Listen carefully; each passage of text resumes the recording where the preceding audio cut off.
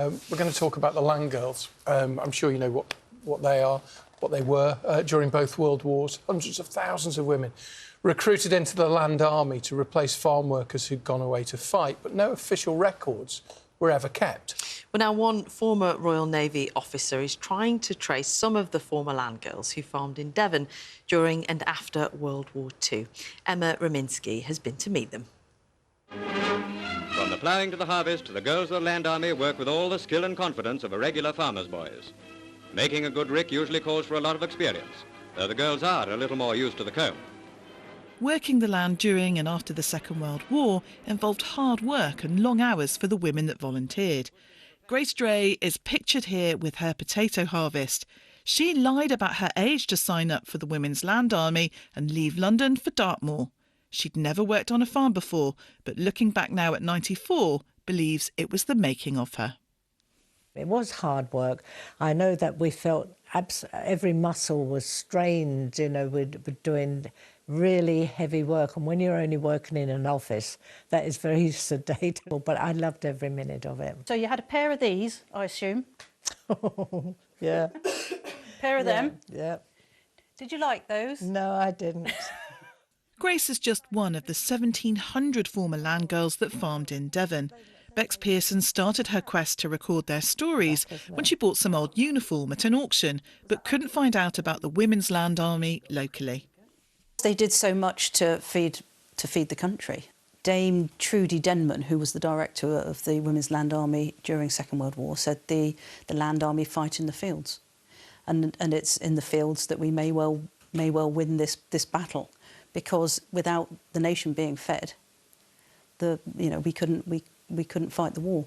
So they were an amazing group of women. Did you ever drive a tractor? I did drive a little Ferguson. Oh, did you? Oh, OK. But I wasn't supposed to because I hadn't passed my test. OK. Not all landgirls lived and worked together as part of a gang. Ruby Terry worked on a neighbour's farm in Kingston. She never got a uniform or a badge. 85 years later, Becks has brought one along for her. You were definitely one of the girls that got forgotten. Yeah. So I think that you should have a badge. Ruby milked the cows twice a day and worked in the fields in the afternoons. That's your Land Army badge. And thank you very much for all that you did during the war. Thank you. To make sure that the country got fed. Yeah, thank you. How long did it take you to milk 50 cows every morning and night? Well, not very long. Once you got used to it, you had to be quick, you know, before they come up to collect it. It's absolutely unbelievable, and to get some sort of recognition after such a long time. Becks is ex-forces herself and hopes more landgirls from Devon come forward so she can record their stories. And that was Emma Rominski with that report. Joining us now is Women's Land Army historian Nikki Reynolds. Good morning to you. I love your hair. Very of the era. What's really striking watching that report and hearing from Ruby and the other women is that thing of that generation, the modesty. It was just part of life. Absolutely. And I think they did things with a very quiet grace. And as you've looked into the landgirls more and more, is it interesting to note the absence in documentary evidence of what they did? Well, it is. I mean, it's very frustrating that because they weren't a military force, there was no requirement to hold those records. And of course, the Land Army itself, when, you know, as an organisation, as it was functioning during the war, kept things at a very basic functional level. You know, they kept very scant records because they acted almost like an employment bureau. So their main function was to match women up who had enrolled with contracts of work in their farming communities.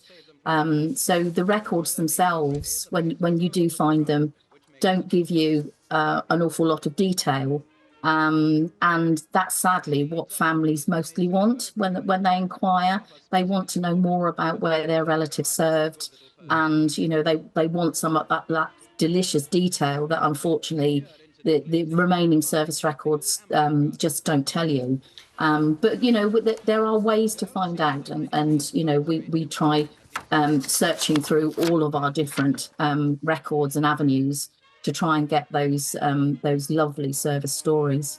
And just give us an insight, if you would, into the kind of... You mentioned the things that people did. We're seeing some of the pictures on the screen while you're talking, Nikki, but just give us an idea. It wasn't just working in the fields, was it?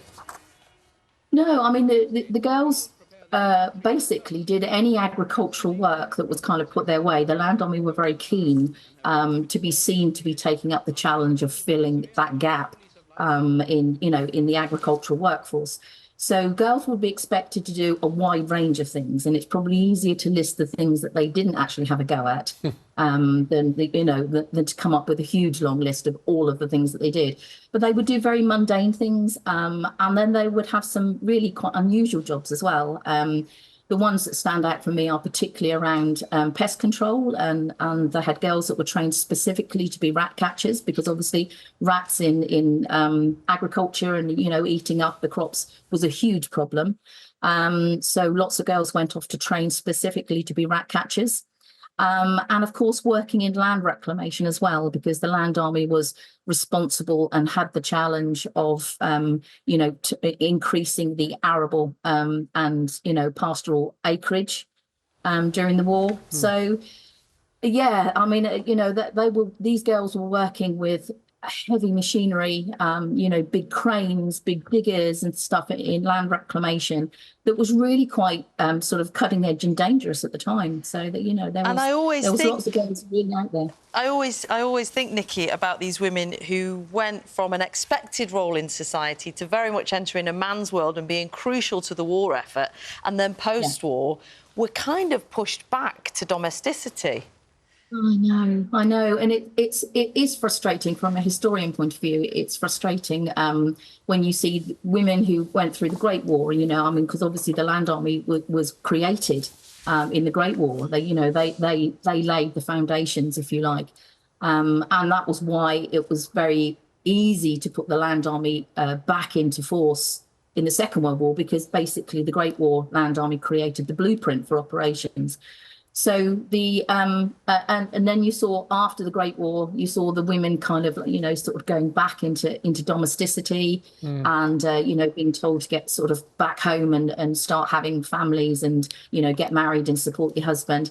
And then again, it happened in 1950, and these incredible women who had sometimes worked for over a decade and had careers and, were managing large plots and large farms and doing incredible things. Again, it was like, well, okay, so we've finished with it now. You can go back home and get married and settle down and have a nice, bring up a family. So and actually, it's a sad fact, but that's what happened. Nikki, thank you so much for talking to us. It's so important these stories are told, aren't they? Before, sadly, the Land Army, the Land Girls are no longer with us. Nikki Reynolds, Army historian, Land Army historian, thank you. Yeah, I'm grateful for those historians filling those important gaps.